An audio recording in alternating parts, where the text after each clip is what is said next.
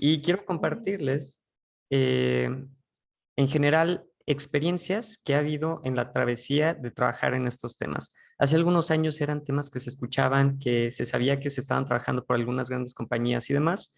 Y en la actualidad hay mucha academia que se enfoca en desarrollar nuevas investigaciones en estos temas, así como nuevas empresas, ya no las grandes empresas, pero empresas en general que en varias partes del mundo se dedican a desarrollar soluciones utilizando estas temáticas. Entonces se vuelve un tema en general de interés para la sociedad actual, porque como vienen nuevas problemáticas, pues esto requiere el desarrollo de nuevas soluciones y utilizando la tecnología, pues podemos alcanzar estas nuevas soluciones, ¿no? Entonces, es por ello el porqué del tema y bueno.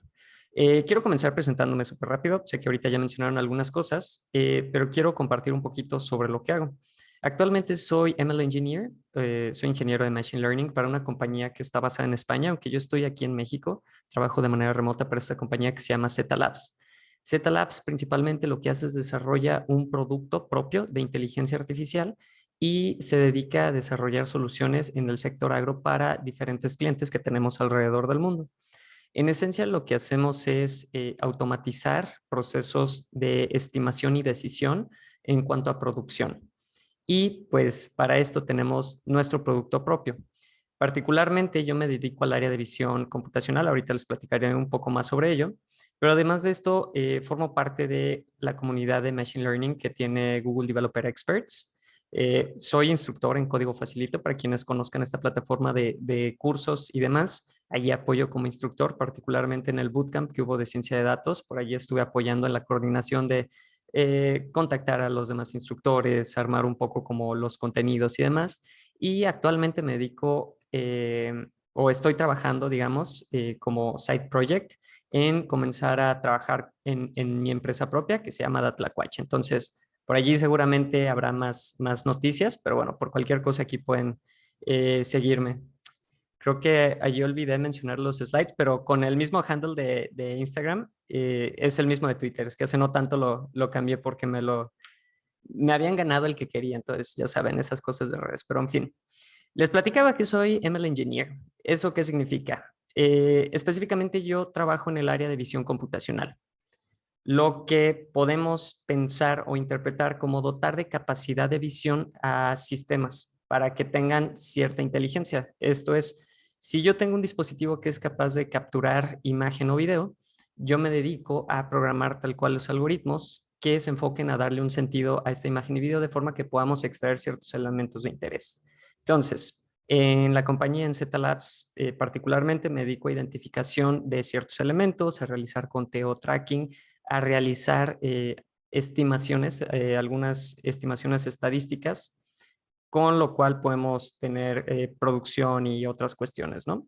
Pero no solamente me dedico a esto en el sector agro, sino en general enfocado a otros sectores. Por allí justo lo que hemos estado trabajando con Datlacuache es agarrar como ciertos proyectos que aunque no estén bien enfocados en lo que me desempeño en mi trabajo formal, pues que sean proyectos sobre los cuales podemos desarrollar una solución a la medida utilizando este tipo de herramientas.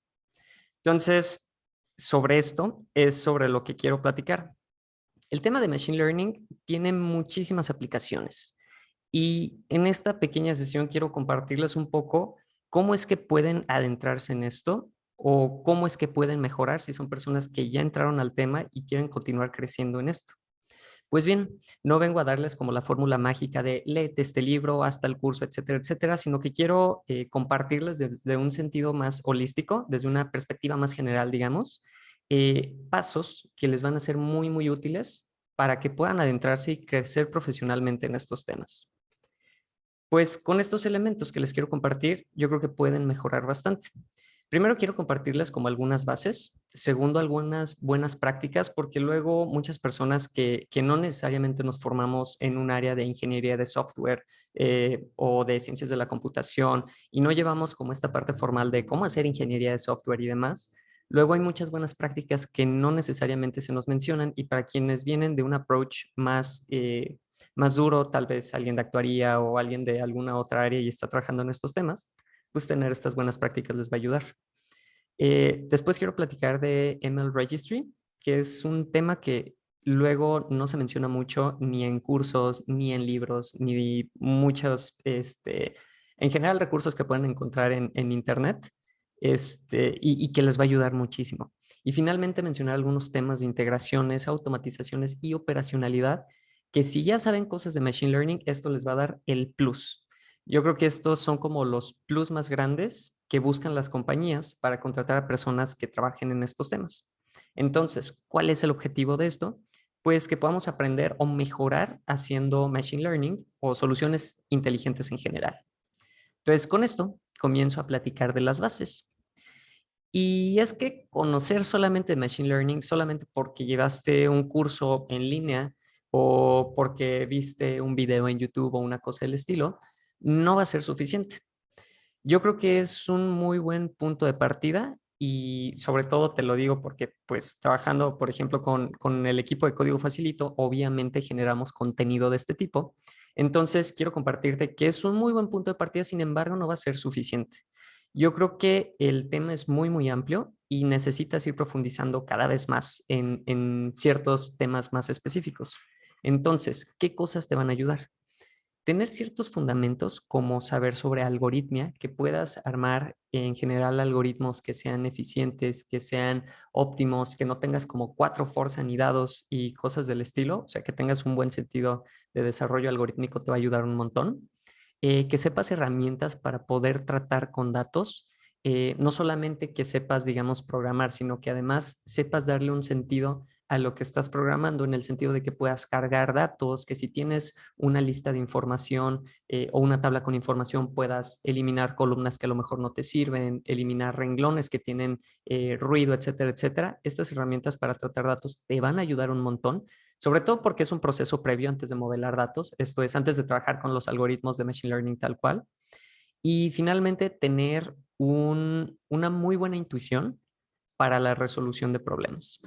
Entonces, de nuevo, les quería platicar esto que es como muy, muy general y es algo que les va a ayudar un montón. Si tienes buena intuición para resolver problemas o que tengas buena intuición para decir, yo creo que tal vez por este lado, eso es muy, muy bueno. Sobre todo porque toda esta área no es algo que esté escrito tal cual en piedra. Muchos problemas, cada problema es diferente y pues necesitas tener una aproximación diferente a resolver ese problema. Entonces, es muy importante como ese sentido intuitivo para la resolución de problemas. Por otro lado, esto también les va a ayudar un montón. Si tienes conocimiento y habilidad sobre ciertas tecnologías para trabajar en el ámbito, te va a ayudar un montón. Ya sea que seas una persona que programe en Python, en R o en alguna herramienta que pueda utilizarse dentro de estos temas, eso te va a ayudar un montón. Pero no solamente saber sobre una tecnología en específico por encima, sino profundizar para poder sacar el máximo potencial de dichas tecnologías. De forma que cuando tú agarres una biblioteca de funciones, alguna paquetería que te ayude a complementar lo que tú ya sabes hacer, eso va a hacer que explotes al 100% toda la habilidad y conocimiento que puedes tener para resolver estos problemas. Entonces, por mencionar algunas herramientas o tecnologías que luego son populares como en el tema, están, por ejemplo, scikit-learn, que es un paquete para Python que tiene ya varios algoritmos de Machine Learning implementados y que tú solamente importas, instancias y puedes utilizar, así como TensorFlow o PyTorch para trabajar con redes neuronales, el ecosistema de Jupyter para trabajar, porque luego muchas veces sucede que en Python no necesariamente vas a utilizar un IDE, sino que a veces utilizas como estos cuadernos para explorar datos y demás, y que además estos cuadernos corren en la nube, entonces por eso el ecosistema de Jupyter se vuelve como importante para estos temas. Herramientas para empaquetar las soluciones una vez que entrenaste un algoritmo y quieres desplegarlo, herramientas como BentoML para orquestar como Airflow, Kubeflow, GitHub, etcétera, etcétera. Hay muchas herramientas y ya mencionaré algunas más adelante. Pero en general, tener conocimiento y habilidades sobre las tecnologías es otro plus muy, muy grande que va a complementar tus bases y va a ser como una semillita más que va a abonar a que puedas trabajar muy bien en estos temas. Y lo más importante es lo que les mencionaba. Si tomaste un curso, si leíste lo que sea, es un buen punto de partida. Sin embargo, no necesariamente lo va a hacer todo. ¿Por qué? Porque cada problema es diferente y si trabajas en una empresa y luego te cambias a otra empresa, puede ser que trabajen en un tema similar, pero no necesariamente van a estar implementando las mismas soluciones o utilizando las mismas tecnologías. Entonces, el punto importante aquí es que conforme a tus necesidades y desarrollo, tú vas a continuar profundizando en estos temas, ya sea que necesites profundizar en cierto tipo de modelos o algoritmos en específico o aprender una tecnología súper específica porque el stack de tecnologías que utiliza la empresa va sobre esas tecnologías. Eso es lo que te va a ayudar a que continúes creciendo profesionalmente, digamos. Esto es sobre las bases. Ahora, sobre buenas prácticas, hay algunas que específicamente en temas de Machine Learning luego no siempre se mencionan. Y es que comentar el código no lo es todo. Sabemos que es una muy buena práctica comentar el código y decir qué es lo que estás haciendo, tener buenos nombres de variables, o sea, no poner X igual a quién sabe qué y X no te dice nada, sino un nombre de variable que sea descriptivo y demás. Pero hay otras buenas prácticas que te van a ayudar un montón. Y es que tener documentación en general de lo que tú estás trabajando es un plus. Y particularmente en Python, que es una de las herramientas que más se utilizan en esta área, pues hay mucho plus. ¿Por qué? Pues porque Python te permite, bueno, para empezar, en Python todos son objetos, ya sea que declares una variable de cualquier tipo, entera, cadena de texto, lo que sea. Si declaras una función, un objeto, todos son objetos. En Python todo es un objeto. Y esto está padre porque en la misma implementación del lenguaje, los objetos permiten tener algo que se llama docstring. Y este docstring es como una cadena de texto larga que pones justo debajo del nombre de la función, de tu objeto, de lo que sea que estés trabajando. Y en esta descripción de texto tú puedes documentar qué es lo que hace dicha función o dicho objeto, dicho método de tu clase, lo que sea. Entonces, tener documentación en general de lo que haces es súper bueno. Ventaja con Python, que tienes docstring, mucho más. Y bueno, este aquí nada más es un ejemplo, ¿no? Yo creo una función que recibe dos objetos, una lista A y un objeto B y puedo documentar como, pues recibo dos parámetros. Y esto es texto que no puede no significar nada, pero para mí como persona que leo la documentación, sé qué tipo de objetos es lo que debe recibir mi función, si algo es opcional, qué retorna mi función, etcétera, etcétera. Entonces, este es un tip súper importante sobre el cual luego no se hace suficiente énfasis. Lo siguiente es código modular o longitud de código. Hace un par de años estuve trabajando para una compañía que está basada en, quién sabe, y luego ahorita está medio, bueno, no recuerdo si estaba basada en Rusia o en Ucrania, pero todas las personas vivían de aquel lado. Había una persona de Argentina en mi equipo y una persona de India, pero vivía en Rusia. Entonces, me acuerdo que allí aprendí mucho esto porque escribían código súper bonito. Había una regla que teníamos en el equipo y es que había límite de longitud que había sobre las funciones y el código en general que escribíamos. Dentro del equipo teníamos el límite de 30 líneas de código. Y esto porque nos permitía tener funciones o código en general muy modular y funciones que llamaban a subfunciones de forma que todo fuese legible en todo momento y de forma muy sencilla se entendiera qué es lo que estaba sucediendo. Entonces, si tenía una función que iba a tomarme como 50 líneas de código, una cosa del estilo, lo que hacía era que tomaba una porción de dicho código, la empaquetaba en una subfunción. Esta subfunción era llamada dentro de la función más grande, ¿no? Entonces, esto es súper útil, es de las mejores prácticas que hay. Otras buenas prácticas, en general, crear pruebas para tu código y en general lo que estás trabajando es súper importante porque necesitas verificar luego casos generales y casos especiales. eh, y pues, de hecho, Python tiene también una ventaja.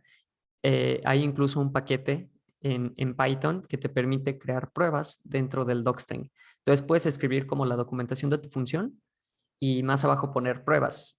Caso bla, caso bla, ejecutas o digamos como corres las pruebas y revisas si hay algún fallo para algún caso específico, etcétera, etcétera. ¿Qué otros tips? Generar semillas se vuelve importante y esto ya específicamente hablando de datos. Si yo soy una persona que me descarga una base de datos y creo un algoritmo de Machine Learning, pues estos algoritmos que trabajen con estos datos, muchos algoritmos, va a suceder que muchos algoritmos tengan algún componente estocástico. Digamos, hay algún elemento aleatorio. Y eso me puede llevar a diferentes resultados. Si, por ejemplo, yo robo, empaqueto mi modelo y te digo, ah, mira, yo armé este modelo y me dio 99% de precisión. Mi modelo es súper bueno dando predicciones sobre, no sé, la bolsa de valores o lo que sea, ¿no? Y le digo a ver aquí en el chat, a Isaac, le digo, Isaac, ten tú estos datos y arma el mismo modelo. Y después Isaac me dice, oye, pero pues a mí mi algoritmo me devolvió un 55% de precisión, ¿qué pasó, no? ¿Por qué suceden estas cosas? Pues por estos elementos estocásticos o que hay cierto componente aleatorio en este tipo de algoritmos, pues nos puede llevar a diferentes resultados. Es muy común que en diferentes corridas vas a obtener diferentes resultados. Para temas de reproducción experimental y estas cuestiones, eh, todos los lenguajes tienen manera en la que puedes fijar una semilla aleatoria. Cuando utilizamos estos algoritmos aleatorios, hay una semilla aleatoria, lo que llamamos una semilla aleatoria. Y esto toma como la hora del día. Hay muchos que toman como el reloj de la computadora donde se está ejecutando el código y dicen, ah, este va a ser mi semilla generadora de números aleatorios. Y utilizando esa semilla genera números aleatorios. Entonces, como en cada compu es una semilla diferente, pues hay manera en la que tú puedes fijar esa semilla. Y así, cuando yo le pase el código a Isaac y le diga como, ah, mira, si ejecuta el modelo, bla, bla, bla, pues ya puede llegar a los mismos resultados, ¿no? Y esto particularmente hablando de temas de datos. Y estas buenas prácticas son generales a trabajar con estas cuestiones de Machine Learning y demás. Pongo etcétera porque hay muchas más sobre las cuales ya sería tal vez tratar sobre temas más profundos, particularmente cuando hablas de pruebas, que en Machine Learning haces A/B testing y otras cuestiones. Eh, pero a lo que quiero llegar es que muchas veces olvidamos en que estas soluciones, código general o código compilado ya per se, la solución tal cual que utiliza el cliente, pues al final es algo que idealmente van a utilizar muchas personas. Entonces, teniendo esto en mente, si yo estoy escribiendo código y un día alguien se suma a trabajar en mi equipo eh, y le digo, mira, este es el código, lo que debería esperar es que esta persona solamente con ver el código pueda entender todo lo que sucede detrás. Y para esto también no es responsabilidad de él entender o de esta persona entender cómo, qué significa X, sino más bien de mi lado, desde que estoy trabajando en esto, tener estas buenas prácticas para que sea más sencillo trabajar en estos temas. De hecho, por eso es que ahorita en la actualidad existen tantos frameworks, tantos paquetes que están muy, muy bien estructurados y muy bien documentados, porque si queremos que más personas trabajen en estos temas, necesitamos también nosotros primero diseñar y después implementar soluciones que sean amigables para las personas que entran a trabajar en estos temas. Y esto es en cuestión de buenas prácticas. En temas de ML Registry, esto se vuelve muy interesante. Para esto, quiero dar un poquito de contexto. Cuando trabajamos soluciones de inteligencia artificial, cambia un poco la manera en la que se resuelven problemas. ¿Por qué? Porque lo voy a llamar paradigma de programación tradicional. Pensando en una manera en un paradigma de programación tradicional, generalmente lo que hacemos es que creamos un sistema, programamos un sistema, una página web, lo que ustedes quieran, y generalmente lo que hacemos es que explícitamente le damos a este sistema datos y reglas para que el sistema nos dé respuestas. Pensemos, por ejemplo, lo que les mencionaba, una página web. Si yo estoy programando una página web, pues yo puedo específicamente decirle al sistema, pon un botón de color azul en la esquina superior derecha y definir las reglas. Si alguien pone el cursor ahí, el botón se va a poner verde, pero si alguien le da clic, te va a redirigir a otra página. Explícitamente yo le estoy dando reglas al sistema y además le proporciono datos porque mi navegador todo el tiempo, mi computadora le está diciendo dónde está el cursor y esto es información de entrada a este sistema y de acuerdo a las reglas que yo definí, si pongo el cursor en la parte superior derecha, pues mi botón azul debería ponerse verde de acuerdo a las reglas que definí y si le doy clic, que es otro dato, otra información de entrada a este sistema, pues este sistema me va a devolver respuestas muy directas conforme a mi programación o definición de estas reglas explícitas.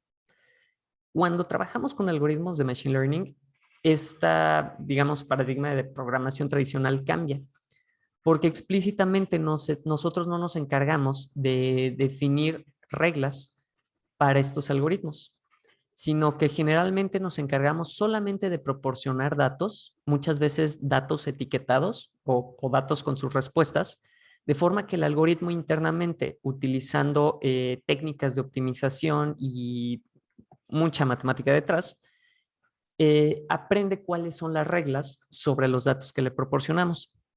Aterricémoslo un ejemplo. Si yo estoy intentando programar un algoritmo de Machine Learning que sea capaz de identificar entre perros y gatitos, si yo le enseño una foto que me diga, ah, no, esto es un perro, ah, esto es un gato, lo que generalmente hacemos es proporcionarle muchas fotografías, muchos datos, muchas fotos de perros y gatitos, y explícitamente decirle, esta foto que estás viendo, esto es un perro, esta foto que estás viendo, esto es un gato. Lo que va a hacer el algoritmo es que con todos estos datos, eh, internamente lo que hace es un proceso de optimización donde busca minimizar un error de predicción, pero en un alto nivel lo que sucede es que al trabajar con estos datos, aprende ciertas características sobre los datos en sí, de forma que lo entendemos como que el algoritmo aprende estas reglas. De hecho, por eso le llamamos aprendizaje de máquina en español o machine learning en inglés, ¿no? Porque en este proceso de aprendizaje, aprende a identificar las características importantes sobre los datos para poder definir estas reglas. Punto importante aquí.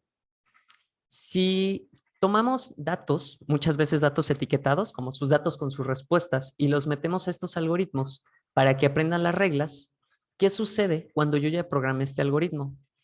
Pues este algoritmo, al ser un algoritmo, internamente tiene un modelo matemático. Este modelo matemático, al trabajar con estos datos, sucede toda esta magia matemática de que optimiza buscando minimizar un error de predicción y demás. Pero al ser un modelo, los modelos tienen parámetros. Podemos pensar, por ejemplo, en la ecuación de la recta. Si yo tengo una recta, puedo tener dos parámetros, ¿no? La pendiente, que me dice qué tan inclinada, y una b, mx más b. La m es la pendiente y la b es el punto de intersección con el eje de las ordenadas, o sea, el eje y.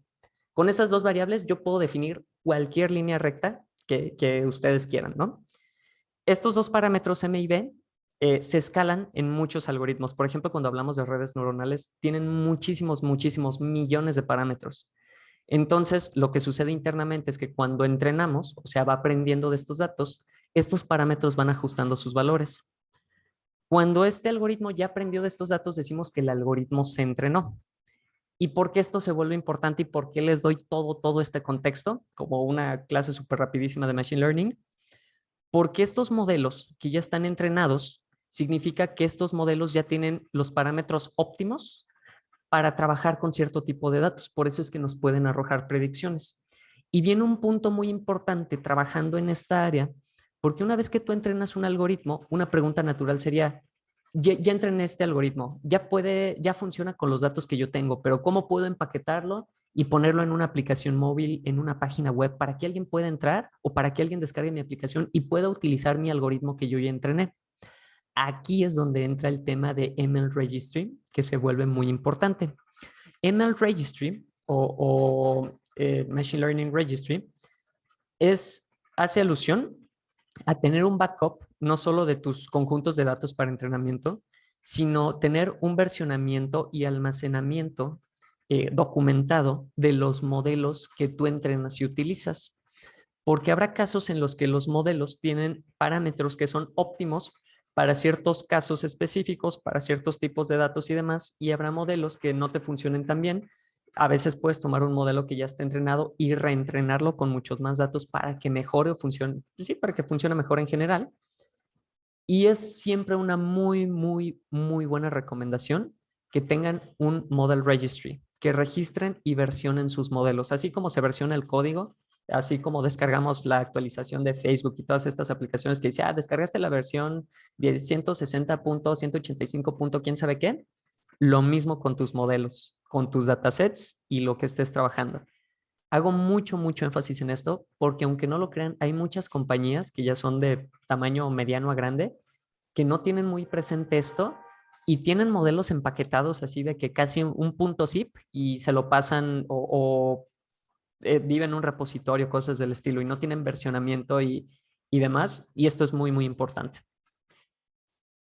Ahora, para esto quiero continuar a uno de los últimos temas, pero quiero continuar dando contexto ya que entramos en materia y quiero compartirles un ciclo de vida de proyectos de IA.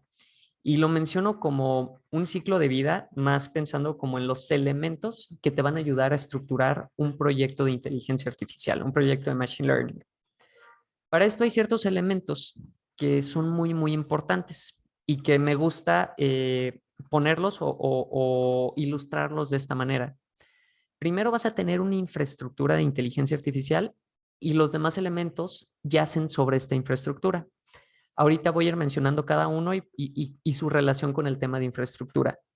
Algo que va a ser muy importante es que tengas muy buenos criterios y alguien que le sepa bien a la parte de negocio o de aplicación, en el sentido de que si tienes conocimiento de Machine Learning y sabes la parte del negocio o la cuestión sobre la que se va a estar trabajando, por ejemplo, en la empresa tenemos una persona que además de saber el tema de Machine Learning, sabe cómo es la producción de cultivos y estas cosas.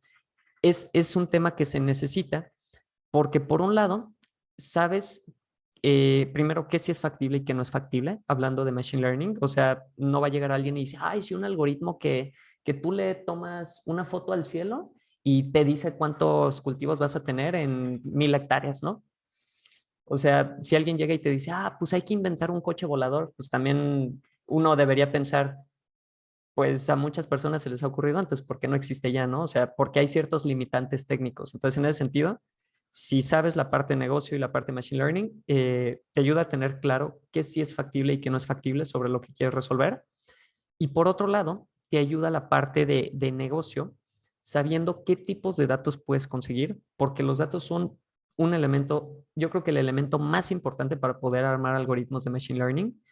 De hecho, como comentario, a veces cuando no tenemos buenos modelos o buenos resultados de nuestros modelos, las personas pensamos como de, no, es que no lo entrenes lo suficiente, las épocas o los hiperparámetros no están bien, cuando mucho viene de la calidad de los datos. Entonces, fin del paréntesis, los datos son clave en estos temas. Entonces, bueno, regresando a esto, el tema de análisis de negocio, porque sabes también qué tipos de datos puedes conseguir que pueden aportar mayor valor al desarrollar tus algoritmos. Y pues esto ya se sobre la infraestructura, de nuevo pensar en qué sí es factible y qué no es factible, y más o menos para tener idea de, por ejemplo, cómo vas a almacenar los datos, capturarlos y demás, ¿no? Para que entre en una infraestructura completa de todo tu proyecto. Esto me lleva al tema de ingeniería de datos. Una vez que tú capturas datos, generas datos, descargas o obtienes datos de donde sea, hay un tema para trabajar con los datos. Si necesitas cargarlos, limpiarlos, transformarlos y en general cargarlos, prepararlos para que los puedas pasar a un modelo de inteligencia artificial y que se entrene con esos datos, pues tu infraestructura y lo que tú utilices desde los sistemas de almacenamiento como los entornos que utilices para transformar y preparar datos, yacen sobre una infraestructura de inteligencia artificial. Y esto nos lleva al tema de modelado. Una vez que preparas los datos, los pasas a tu modelo, a tu algoritmo ya per se de inteligencia artificial, que se encarga de trabajar con estos datos que tú ya preparaste, aprender características de los datos para que ajuste los parámetros y con esto pueda hacer predicciones, clasificación, identificación de elementos, el problema en cuestión que estén trabajando y resolviendo. Y esto ya se sobre una infraestructura también, porque estos algoritmos, a la hora de entrenarlos, hay muchos entrenamientos que como son procesos de optimización que tienen muchísimas iteraciones, pues requieren de usar GPUs o cierto hardware que tenga mucho potencial. Entonces esto ya se también sobre una infraestructura. Y finalmente el despliegue, que es a lo que quiero llegar y sobre lo que voy a platicarles ya en estos últimos slides. El tema de despliegue se vuelve súper importante. Les decía, debería ser una pregunta natural. Pues ya entré en un algoritmo, ¿cómo lo empaqueto? ¿Cómo lo pongo en una aplicación para que la gente lo pueda utilizar? pues esto ya sé también sobre una infraestructura. Y yo creo que el mejor amigo de este para trabajar en cuestión de infraestructura e inteligencia artificial va a ser trabajar una nube. Entonces, que aprendas alguna nube como AWS, Amazon Web Services, como Microsoft Azure o como Google Cloud Platform, te va a ayudar un montón, porque allí puedes tener tanto el tema de almacenamiento de datos como máquinas virtuales con GPUs para entrenar algoritmos y hasta allí mismo vas a poder hacer tu despliegue. Y hay muchas nubes que te ofrecen herramientas súper específicas para simplificar tu proceso desde la carga de datos, transformación, entrenamiento hasta despliegue de datos. Entonces, esto va a ser muy importante, pero hay muchos plus que le van a añadir a estos temas, particularmente ahorita que mencionaba lo del despliegue. Pues esta última parte, estos últimos elementos que les van a ayudar un montón, es luego aprender sobre algunas integraciones que se puedan realizar, automatizaciones y operacionalidad eh, sobre lo que se está trabajando. Ya mencionábamos que cuando tienes un modelo entrenado, lo que sucede es que ahora tú le vas a poder meter nuevos datos y el algoritmo te va a dar inferencias. Te va a predecir, va a identificar entre perros y gatos, va a predecir el clima, a identificar objetos en imagen y video, a entender o a convertir voz a texto, lo que sea, ¿no? Pero hay una cuestión, lo que les mencionaba de cómo lo empaquetas, ¿no? ¿Cómo pasas? Generalmente esto luego lo trabajamos en scripts o en cuadernos, ya sea del entorno de Jupyter o en Google Colab. ¿Cómo es que pasas de estos cuadernos a empaquetar tu inteligencia de forma que pueda interactuar ya directamente con tu target o incluso hasta con tu equipo de trabajo? Porque puede ser que tú estés trabajando específicamente en el área de datos de un producto, pero pues la parte ingenieril del producto que almacena bases de datos o que trabaja la parte de frontend, etcétera, etcétera, que no necesariamente necesita o va a tener tanto contexto sobre tus datos, ¿cómo es que empaquetas para que vean resultados también, no? Pues generalmente, y pensando en esto que les mencionaba de compartir y evaluar los resultados con datos reales, pues se vuelve importante. Generalmente lo que hacemos es que empaquetamos y servimos estos modelos a través de una API. Sin embargo, no es la única manera y en la actualidad hay muchas herramientas que valen mucho la pena aprender. Herramientas como Gradio o como Streamlit que te ayudan a crear aplicaciones web súper sencillas, como si crearas un script de Python con menos de 30 líneas puedes tener una aplicación web súper sencilla y que te permiten integrar estos modelos de forma que hacen muy visible los resultados que tú obtienes a través de tus modelos, ¿no? ¿Cómo lo empaquetas y le dices a tu equipo de ingeniería, aquí está el modelo que entrené, pruébenlo? Pues justo con estas herramientas. Entonces, si le pueden echar un vistazo a Gradio o a Streamlit, eso les va a ayudar un montón. Por otro lado, el tema de automatizar y el tema de operacionalidad. Básicamente todo el tema de DevOps se integra con la parte de Machine Learning y surge una nueva área que se llama MLOps, donde permite automatizar flujos completos desde la carga, entrenamiento de datos hasta el despliegue en procesos súper robustos y muchas grandes compañías que ofrecen soluciones que utilizan inteligencia artificial necesitan a un ingeniero que trabaje en estos temas y que le sepa bien. Porque toda la parte de arquitectura, de operacionalidad, se vuelve un elemento súper importante. Y muchas compañías, aunque busquen ingenieros que sepan armar modelos y demás, lo cual ya es un plus, buscan que tengan aún otro plus que sea al trabajar estos temas. Y es que existen muchas herramientas para orquestar flujos completos. Esto pensando en cuando tú ya empaquetas un producto que va a utilizar tu cliente. Por ejemplo, puede ser que, esto lo voy a mencionar porque es similar a lo que nosotros hacemos en donde trabajo. Trabajamos con videos. Si alguien sube un video a la nube, pues tarda un poco en cargar el video. Los videos son la cosa que más espacio te consume en memoria. O sea, súper fácil. He llenado mi compu como 4 veces el último mes solamente descargando videos, porque los videos pesan un montón y ni siquiera necesitan ser videos grandes o muy largos, pero si tienen buena definición, ya siendo 1080p, consumen muchísima memoria. Entonces, pensando en procesos de este estilo, si tú subes un video a algún lado, eh, y quieres procesar ese video, pues va a tardar un montón. Entonces necesitas alguna manera en la que tú puedas saber cuando el video ya se subió y cuando debas ir a tocarle el hombro al algoritmo y decirle, oye, ya se subió el video, procesa tal video. Entonces, para esto, herramientas de orquestación que te ayuden a automatizar estos procesos te van a ayudar un montón. Particularmente me ha tocado utilizar Airflow y Luigi. Luigi cuando estuve trabajando con los rusos y ahorita que estoy con las personas de España, utilizamos Airflow para nuestros procesos, pero hay muchas más. Si quisieran aprender, Luigi tiene una curva de aprendizaje más baja, aunque siento que Airflow tiene mucho más potencial para cosas más robustas, también son herramientas que les van a ayudar muchísimo. Y bueno, he mencionado un montón de cosas hasta este punto. Existen muchas más, existen herramientas para optimización de hiperparámetros, o sea, parámetros del modelo que te ayuden como a entrenamiento, épocas de entrenamiento, tamaño de batch, randomización de pesos iniciales para redes neuronales, lo que sea, así como llevar track e ir vigilando cómo se va entrenando tu modelo, si sí va mejorando la precisión, si sí va minimizándose el error de predicción, hasta herramientas de workflow, como tener estos pipelines que les compartí acá atrás, estos flujos completos y robustos. Hay un montón de herramientas. Y esta tablita solo la pongo como para que si alguien en algún momento quiere tomarle un screenshot, pues haya muchos recursos que pueda explorar. Eh, pero en sí estoy consciente de que les estoy compartiendo un montón de información. Sé que comenzamos partiendo de poquito a mucho, ¿no? O sea, de bajita la mano, cosas básicas, hasta herramientas o temas muy específicos que les van a ayudar en temas de Machine Learning. Pero quiero compartirles al menos primero aterrizar al tema de Datlacuache y ya con esto ir concluyendo.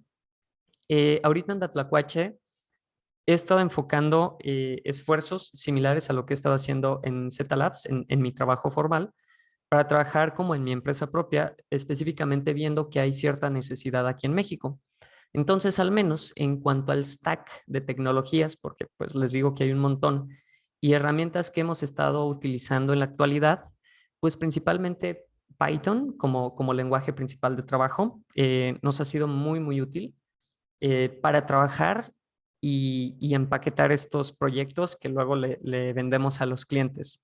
Y algunas herramientas como Plotly para gráficos interactivos, TensorFlow o PyTorch para desarrollar algoritmos basados en redes neuronales, utilizar Streamlit o Gradio justamente para empaquetar y servir a través de dashboards o herramientas sencillas, o Bento ML para empaquetar y servirlos a través de APIs o desplegar directo en la nube, así como utilizar herramientas tipo Airflow para estos workflows que les compartía, o Prefect. Recientemente hemos estado explorando mucho con Prefect, y nuestro proveedor de nube principal es Google Cloud, porque pues tiene ya un montón de herramientas que simplifican el proceso, ¿no? Y específicamente lo que les mencionaba, para orquestar flujos y estos procesos súper robustos que conectan cosas desde que un cliente sube un video a procesar, que se procese por el algoritmo, etcétera, etcétera. Prefect se encarga de revisar que ya se subió el video, que un usuario ya subió un video. Se encarga de ir a tocarle el hombro al algoritmo y decirle, ya se subió tal video, procésalo, hasta decir, ya tiene los resultados, guárdalos en tal base de datos y luego ir a tocarle el hombro al dashboard y decir, ya están los resultados, cárgalos y desplégalos en un gráfico. Entonces, ahorita en cuanto a orquestadores, Prefect nos ha funcionado bien y es lo que hemos estado trabajando en esto. Y de nuevo, puede sonar muy, muy abrumador. Aquí es un montón de cosas, un montón de herramientas, un montón de contenido. Y sé que no entré a detalle el tema de los algoritmos y hablar siempre lo que luego se platica en las charlas de Machine Learning, pero justamente quería enfocarme en compartirles, y ojo con esto, lo que he tenido en experiencia alrededor de 5 años que llevo trabajando en esto, buscar empaquetarlo en una charla lo más breve posible y que dé un panorama general de qué cosas se necesitan, qué bases se necesitan, qué herramientas les van a ayudar para entrar a trabajar en estos temas y un poco compartirles la perspectiva de mi parte que trabajo en industria sobre estas necesidades que luego tienen las compañías para saber qué aprender y por dónde irme, ¿no? Si quiero crecer profesionalmente. Y un punto muy, muy importante es que, aunque suena muy abrumador, en realidad es un viaje, un camino a recorrer.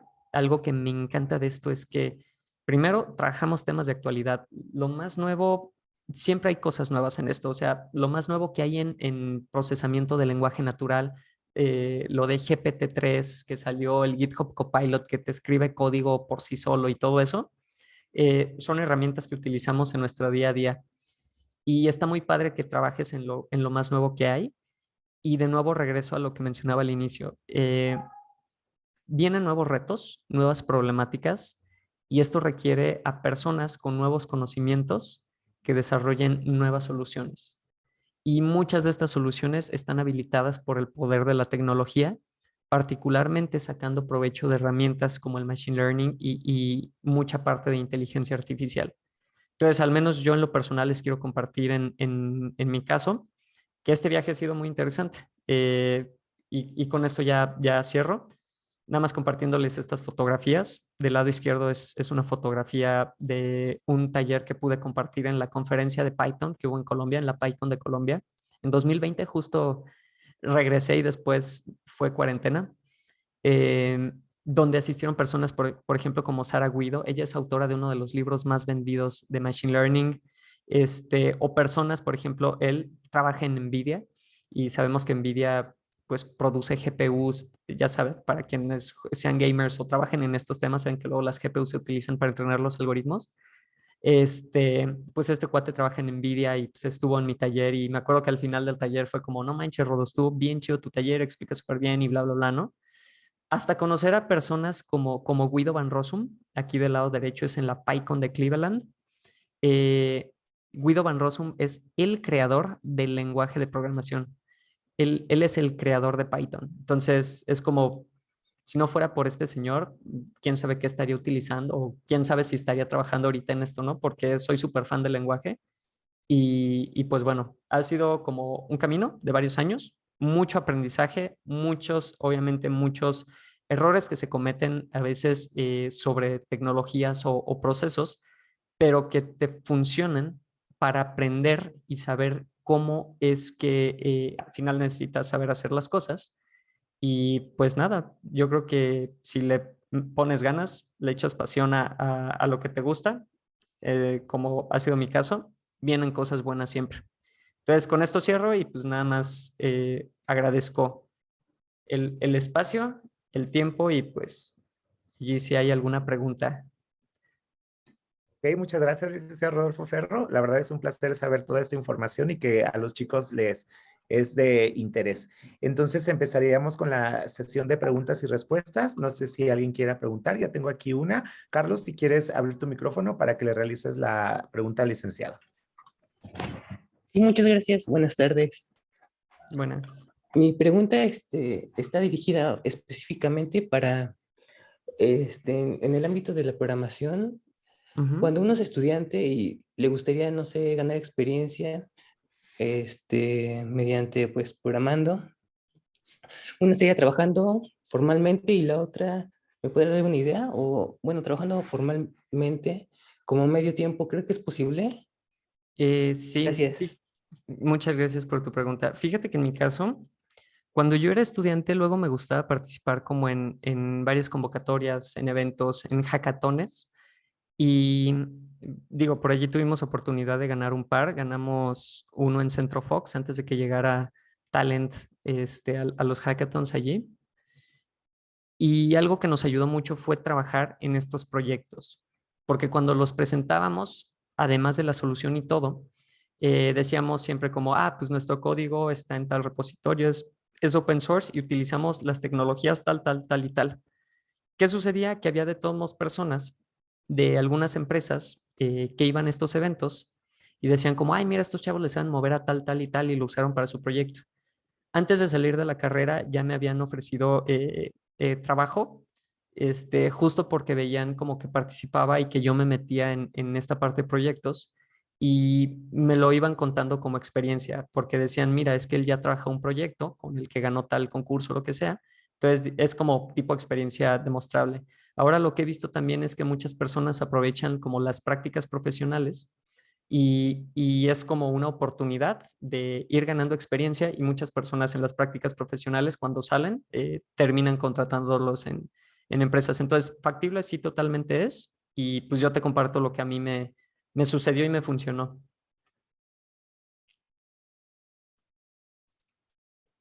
Ok, muchas gracias. Mira, tengo otra pregunta de Ruth Corona que Ujú. dice, ¿qué herramienta de matemáticas es necesario dominar o conocer para abordar problemas del Machine Learning? Ok, herramientas, bueno, matemáticas en general. Yo creo que matemáticas que te van a ayudar van a ser álgebra lineal, eh, un poco de probabilidad y estadística y cálculo. Cálculo sobre todo porque les mencionaba, optimizas cosas. Optimizar significa maximizar o minimizar. En este caso queremos minimizar un error. Y minimizar, o sea, encontrar un mínimo, pues significa que tienes una función, derivas, igualas a cero, puntos críticos, vuelves a derivar y ves si es máximo o mínimo, ¿no? Eso es como súper básico de cálculo. Entonces, saber cómo estas herramientas o estos temas básicos de mates te van a ayudar para que puedas entrar a un nivel bien profundo de Machine Learning. Pero en general, ahorita hay mucha ventaja porque muchas personas vienen, aunque vengan como tal vez de ingenierías o no necesariamente de una formación súper rudísima así de matemáticas, alguien que no venga como de actuaría o de matemáticas tal cual, es más fácil entrar. Entonces, yo te comparto estas herramientas matemáticas que te van a ayudar, pero ahorita la verdad es que sí es más sencillo acceder a o comenzar a trabajar con los recursos que encuentras en Internet. Pausa. Ok, la siguiente pregunta es de Samuel Medina y dice, ¿qué es lo más difícil de trabajar con Machine Learning? ¿Qué es lo más difícil? Yo creo que lo más difícil y a la vez interesante es que no hay un camino súper bien definido para abordar o resolver los problemas. De nuevo, cada problema es diferente. Y a mí me ha pasado que luego decimos, nos topamos con pared y decimos, acabamos de encontrar este problema, pero no sabemos cómo resolverlo y no hay documentación. No hay publicaciones de artículos científicos, porque me toca hacer mucho investigación y desarrollo. No hay publicaciones que te digan cómo resolver este problema que tenemos. Entonces, eso es como de lo más difícil, que a ti te toca innovar y desarrollar tus propias soluciones para problemas muy particulares. Pero a la vez es interesante porque ahí es donde tomas justamente como estas herramientas matemáticas y el conocimiento y background que tienes para saber cómo llegar a pegarle a estos problemas. Ok, tengo otra pregunta de Heriberto Asis. Si Ujú. puedes abrir tu micrófono para que le puedas realizar la pregunta, por favor. Heriberto, Hola. ya te escuchas, Heriberto. Sí, sí. Ya, disculpe. No sé por qué no escuché. Bueno, tenía una duda en cuestión de lo que es el CAGR, que he visto y he checado, y es igual si se considera, bueno, ¿es en cuenta que he escuchado como perfil para inteligencia artificial de los proyectos así que igual se ha desarrollado ahí eso? A ver, ¿cómo? Creo que no entendí bien. De la página de CAGR, que es igual de inteligencia Ah, artificial, ahí Kaggle. se ven todos Ujú. los éxitos. Ahí igual ese lado se considera, a veces he escuchado que lo considera así como perfil de egreso, para contando como proyectos y eso. Ujú, sí, buen punto allí. Hay una página que se llama Kaggle, Kaggle, Kaggle.com, que allí van a encontrar un montón de recursos, desde tutoriales, desde cursos completos, hasta conjuntos de datos para que puedan trabajar proyectos. De hecho, Kaggle tiene alianzas con grandes compañías y liberan retos donde literalmente a quien gana le pagan dólares, pues, por resolver el reto. Sí, hay muchas empresas que consideran el entrarle a los retos de Kaggle como experiencia, sobre todo porque pues allí estás entrándole un reto y trabajando un proyecto. Entonces Kaggle también es una muy buena opción para que le echen ojo. Ok, mira, tienes otra pregunta aquí que dice, de manera personal, ¿cuál es la mayor dificultad que has presentado al desarrollar inteligencia artificial y cómo lo solucionaste? De manera personal, les decía que una vez topamos pared. Lo que sucedió es que no teníamos tanta claridad sobre cómo un algoritmo estaba haciendo identificación de elementos en un video. Resulta que estábamos procesando un video y además de identificar elementos en el video, los íbamos contando, íbamos haciendo tracking de cada objeto conforme aparecía en el video y los íbamos contando. Sin embargo, estuvo interesante que no había como mucha consistencia en el algoritmo y queríamos identificar la percepción en cuestión de la cámara sobre lo que se estaba grabando, de forma que lo que tuvimos que hacer era hacer estimaciones estadísticas de las áreas de las cajas que se detectaban, ¿no? De los cuadritos que se detectaban en el video. Y pues allí lo que tuvimos que hacer para resolverlo fue ajustar una función de distribución de probabilidad para más o menos tener idea de los parámetros de las cajas, ¿no? Por ejemplo, si lo pensamos en un histograma, en una curva gaussiana, sabemos que hay dos parámetros, ¿no? La media, dónde está centrada la campana, y la varianza, ¿no? Qué tan abierto o qué tan cerrada está la campana. La campana está de Gauss.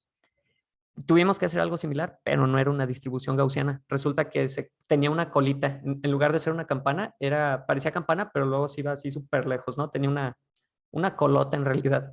Entonces era otra función de distribución que tuvimos que allí trabajar y ajustar para entender qué era lo que estaba sucediendo con las detecciones. Entonces, en lo particular, eso fue como un reto, pero pues que al final resolvimos y estuvo padre. Ok, y también tienes una pregunta de Isaac Alvarado. Si gustas, Isaac, abrí tu micrófono para que te pueda escuchar. Sí, ¿me escucho? Sí, perfecto. Sí, sí. Mi pregunta es, bueno, pues en tu ámbito laboral o a lo largo de tu trayectoria, de lo que has estudiado así, ¿cuál has visto que ha sido como un vacío en el que se necesita, pues, gente, ¿no? Por así decirlo. No, pues se necesita más gente como que sepa esta tecnología o hace falta, hay un gran vacío en la tecnología postal, ¿no? O no hay uno que maneje este código, cosas así.